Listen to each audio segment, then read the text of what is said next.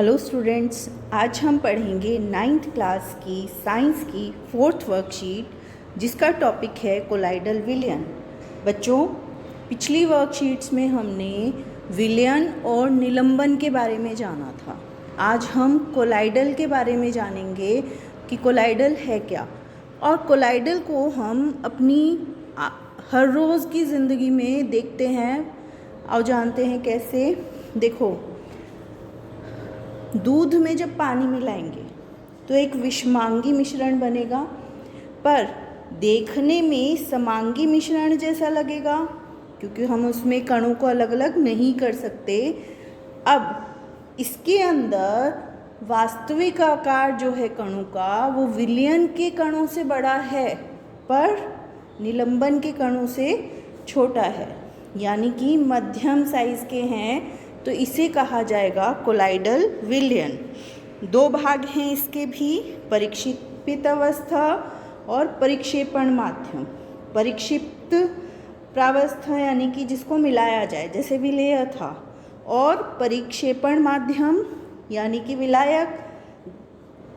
परिक्षेपण माध्यम विलयन में विलायक कहा गया था, और यहाँ पर परिक्षेपण माध्यम है जिसमें मिलाया जाए। तो दूध और पानी के मिश्रण में जो दूध के अंदर प्रोटीन और वसा के कण हैं वो परिक्षेपित प्रावस्था है, और पानी परिक्षेपण माध्यम है।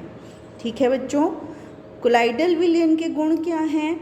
सबसे पहले विषमांगी है, दूसरा स्थायी है, तीसरा इसके कणों को आँखों से नहीं देखा जा सकता, पर क्योंकि ये मध्यम साइज़ के हैं, ना छोटे कण हैं और ना ही बड़े कण हैं, इसलिए क्या करेंगे, ये प्रकाश की किरणों को फैला देंगे।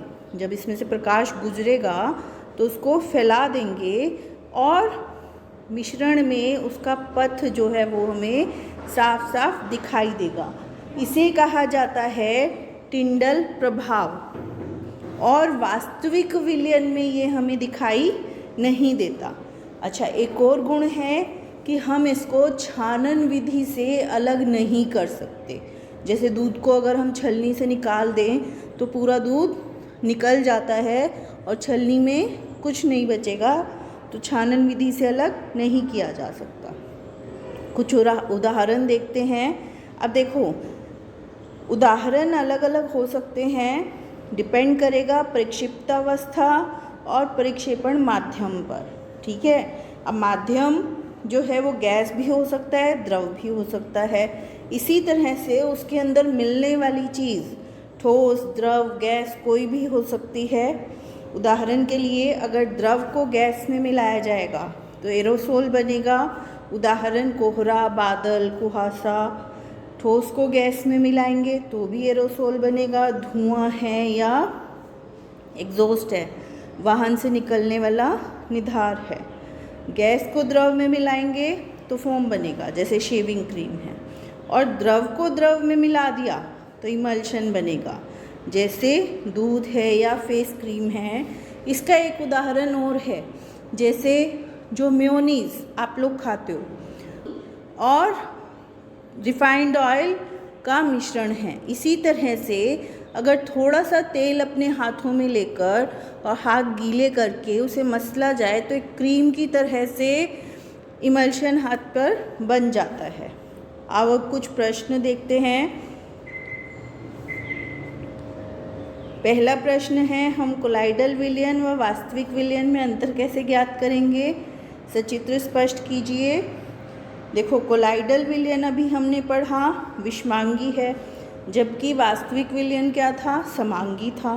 ठीक, इसके कणों को आँखों से नहीं देखा जा सकता, उसके कणों को भी आँखों से नहीं देखा जा सकता, ये हो गई समानता।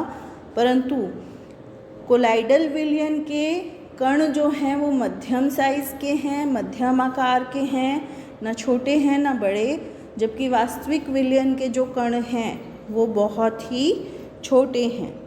कोलाइडल विलयन टिंडल प्रभाव दिखाएगा, जबकि वास्तविक विलयन में से प्रकाश आसानी से गुजर जाएगा, यूं का यूं फैलेगा नहीं। ठीक है बच्चों, अगला प्रश्न है, निम्न कोलाइडल विलयन की परिक्षेपण माध्यम व परिक्षिप्त प्रावस्था लिखें। धुआं, तो धुएं की परिक्षिप्त अवस्था क्या है? ठोस है। और परिक्षेपण माध्यम क्या है? गैस। इसी तरह से कोहरे का द्रव है और परिक्षेपण माध्यम गैस है। और बादल का भी परिक्षिप्त अवस्था द्रव है और परिक्षेपण माध्यम गैस है। अगला प्रश्न है, कोलाइडल विलयन समांगी प्रतीत होता है पर वह विषमांगी है। हाँ, क्यों समांगी प्रतीत होगा? क्योंकि जो उसके कण हैं ना बहुत छोटे हैं और ना बड़े, और असमान रूप से क्योंकि फैले हुए हैं, इसलिए वो विषमांगी हैं।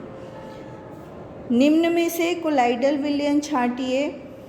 साबुन और पानी कोलाइडल बनेगा। नमक और पानी वास्तविक विलयन है। रेत और पानी, क्योंकि उसके रेत के कण बड़े थे तो हमने पिछली वर्कशीट में पढ़ा था क्या है? निलंबन है। और कोहरा अभी हमने पढ़ा कोलाइडल विलयन का उदाहरण है। तो बच्चों, ये थी हमारी आज की वर्कशीट। आई होप आपको समझ आई होगी और अब आप इसको इजीली कर पाओगे। साथ ही साथ कोविड-19 से अपनी सुरक्षा रखेंगे, ध्यान रखेंगे और सावधानियां भी बरतेंगे। थैंक यू बच्चों।